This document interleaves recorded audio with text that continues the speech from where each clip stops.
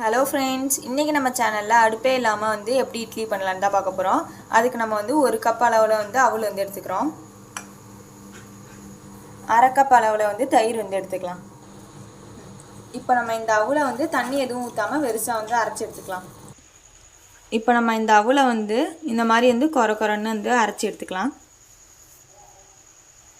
இப்போ ஒரு பவுலில் வந்து ட்ரான்ஸ்ஃபர் பண்ணிக்கலாம்.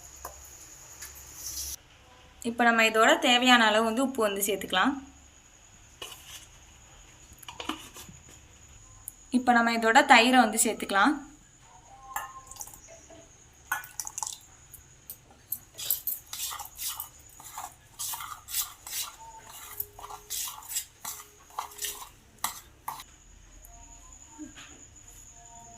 இப்போ நமக்கு வந்து ரொம்ப வந்து டைட்டாக இருக்கிறதுனால கொஞ்சோண்டு தண்ணி வந்து இதோட சேர்த்துக்கலாம்.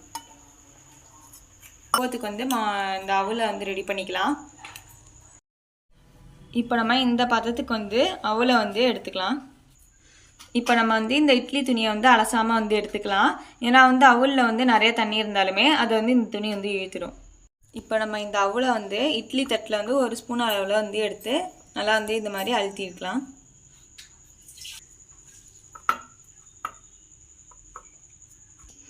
இப்போ வந்து அவலை வந்து இட்லி தட்டில் வந்து வச்ச உடனே இந்த மாதிரி வந்து மூடி இட்லி பானையில் வந்து வச்சிடலாம்.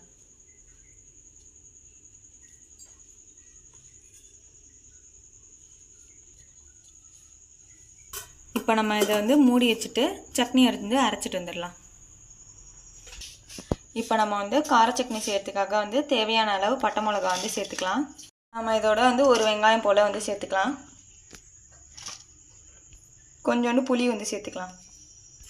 2 தக்காளி போல் சேர்த்துக்கலாம். உப்பு தேவையான அளவு சேர்த்துக்கலாம்.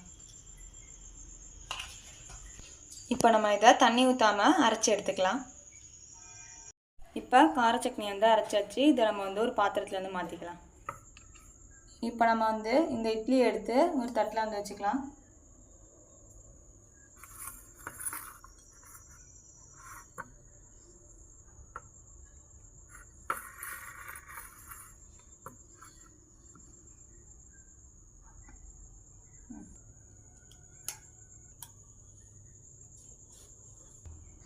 இப்போ நம்மளோட அவல் இட்லி வந்து நல்லாவே வந்திருக்கு.